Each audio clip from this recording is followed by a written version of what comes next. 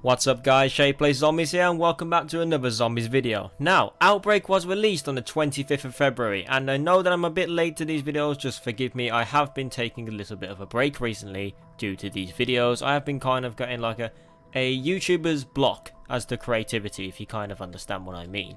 We have a lot of things to talk about though, and I need to explain these to all those people that don't know what Outbreak actually is in general to those first. Outbreak has come out and is an open world zombies, which we have not actually experienced in a zombies game before in the past. But now, thanks to all this new technology and ideas and Treyarch actually getting behind it this time, because they have been wanting to do it for quite a while now, but just kept cutting it off after cutting it off after cutting it off.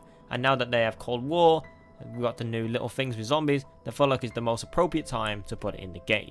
There are 5 main missions in Outbreak, and one of them is Defend. Defend a research machine while it analyzes a sample of dark ether infected genetic material. So basically what you need to do is defend the head that you need to pick up, put it inside the place, and you have to hold out for a certain number of minutes.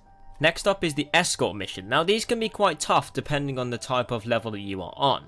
Escort is that you have to escort a rover and its captured zombie specimen, so it could be a monkey for example, through the Outbreak zone. And a lot of zombies are going to be following you, and you need to escort the different areas of the rover. You need to I can't speak. You need to escort it to 3 different places that the rover will take you to, and they'll be marked out so you don't need to worry about finding them.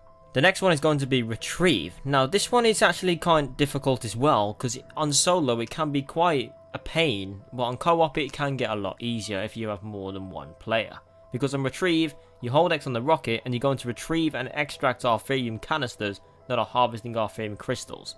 But just bear in mind, I do recommend having stamina for this and Juggernaut, because it can be quite tough. As when you are holding the actual crystal itself canister, you will slow down and you will not be able to jump or run. So this means why it's very beneficial to get stamina up tier 3, because then it increases your backpedal speed and you can walk backwards to get a higher speed. And it also helps on co-op because then they can cover you at the same time. You can use the LB and RB power, which will really be your field upgrade like Healing Aura like I use, and that will do a massive shockwave attack and kill all the zombies around you. This one's going to be a lot more easier in my opinion, and that is Eliminate. Basically what you need to do, you need to go to the radar and it will say to hold X. You need to locate and eliminate a high value elite enemy that will have a lot of health. But don't worry, if you're doing it like I did on, I think it was round or tier 1, level 1, I think mine was it was tier 2, sorry, I think I did it on my first time. And because I had a gold weapon, luckily from some of the side challenges, it was a lot easier to take him down. But just bear in mind that this boss does have a lot of health, and then once he goes immune, you don't shoot him anymore, and then you move to a different area. And you need to do this 3 times, and then you can eventually kill him with all the health left that he has left. So it can be a lot easier to do, because all you need to do pretty much is kill a zombie, but it is just a bit long-winded and can take a lot of time if you don't have the right setup. And the final last one, which I think is literally actually really difficult depending on the level you are on, is Holdout. What you need to do is you need to hold X on the crystal, and that will make you enter the Dark Ether itself and hold out against the threats you find there until an explosive can destroy the unstable ether crystal within. Now you could be there for at least 3 to 4 minutes, and if you're on there with like a red weapon still that's not packable and still on like level 5, you literally have no chance. You are going to die pretty much.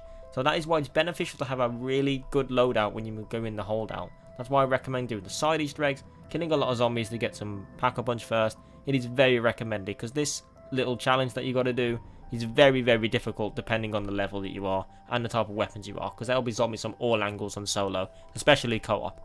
So it is going to be a lot harder. Okay, now we're going to talk about the new 2 bosses that have been added into Outbreak itself. First one is going to be known as the Tempest. They're kind of like the Avogadro from Black Ops 2 Transit, the electric guy, and they stand out thanks to their ranged electricity attacks. Tempest zombies can also teleport, making it difficult to whittle away their already high health bars. However, they are particularly vulnerable to the Ring of Fire field upgrade, as well as regular gunfire. And one of their weak points is in their chest where their heart is. You can see it with the massive white glowing thing in the middle of their chest.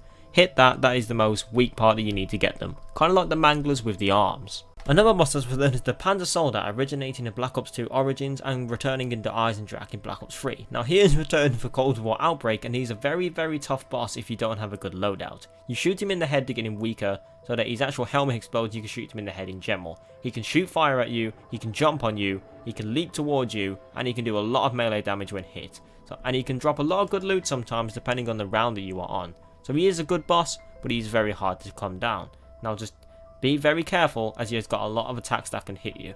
There has been a new field upgrade added to the lobby of actual Black Ops Cold War itself, and that is the new Frenzied Guard field upgrade. This new field upgrade allows players to draw all enemies to target them, and the Monkey Bomb does not target the zombies as well. So if you throw a Monkey Bomb and you had Frenzied Guard activate, the zombies will still come after you only and not the Monkey Bomb. During the period when the upgrade is active, only your armor will take damage. The Frenzied Guard upgrade means that zombies will ignore other operators for a few seconds, giving them a chance to retreat, heal, or renew their attacks against the undead horde.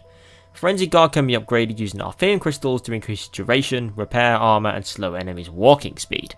And with that note, we also add a new ammo mod along with Napalm Burst and Cryo Freeze or whatever it is and all of that. And that is called the Shatter Blast ammo mod. The new Shatter Blast ammo mod makes all bullets deal explosive damage. Each bullet also has a chance to actually explode, dealing additional damage and destroying armor. This mod has been designed specifically to help in the fight against heavy zombies. So like Manglers and the Panzer Soldat, for example. The upgrade includes the ability to deal splash damage to nearby zombies, knock normal zombies to the ground, or double the size of the explosion on impact. Around the map there are going to be several different ways that you can get a free perk, better weapons, better equipment, stuff like that. And one of them is going to be this thing right here, and it is a dragon symbol on your map. Yes, that's right, the dragon has returned from the Eisendrache itself. What you need to do is hold X on it, and that'll activate a thing called Feeding Time, which will cost 500 points or more depending on your round. I haven't really checked that yet. But what that'll do is, you need to remain in the circle down the kind of look like the Ring of Fire, and you need to kill zombies in there, and the dragon will suck them up and eat them once they're killed. Don't worry, it's not going to be like the old like Mob of the Dead or the Eisendrache. You don't need to kill one zombie at a time. So you don't need to shoot a zombie and then wait for him to die, and then for the dragon to suck him up and then kill another one. You can kill like 10 zombies at once and he'll eat them all at the same time. It is perfect, and you do get a chance to get a golden crate. It is most common, but I have just be careful sometimes.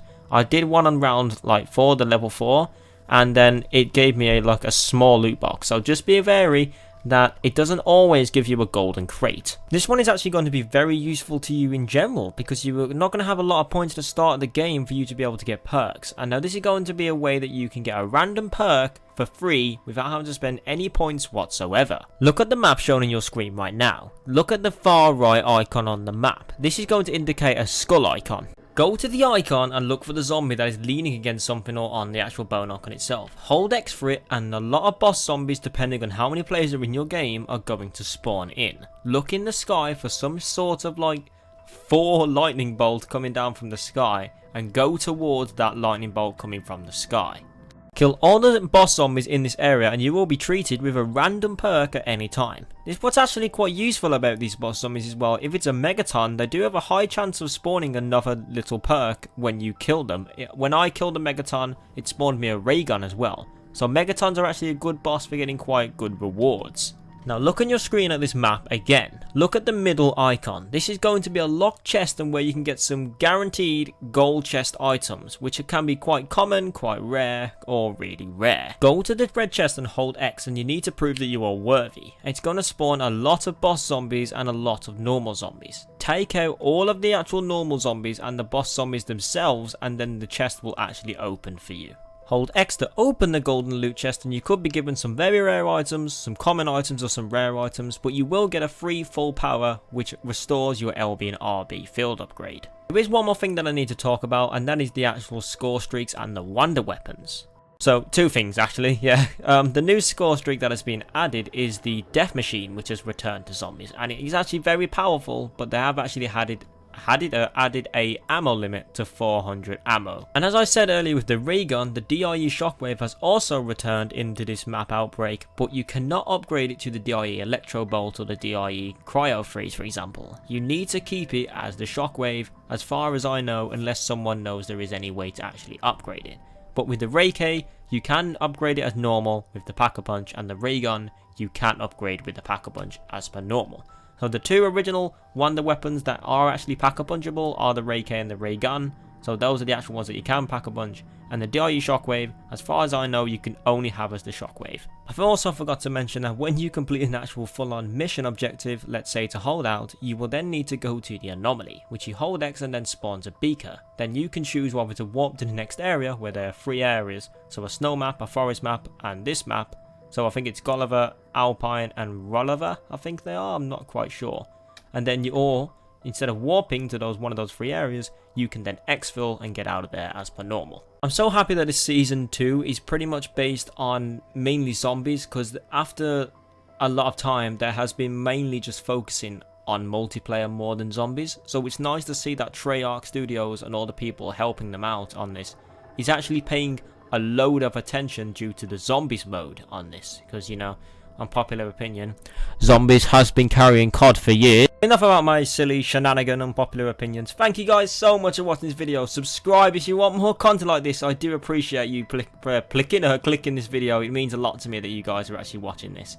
I do apologise for taking a short break. I did actually need it because I was taking a bit of a YouTuber's block or creative view block, for example, if that kind of makes sense. I was kind of struggling to come up with ideas, but I am back now. I am trying to come up with a lot more ideas. When I come up with an idea, I'm going to write it down just so I can get it easily done for you lot. Please leave your ideas of what I could probably do for a video down in the comments.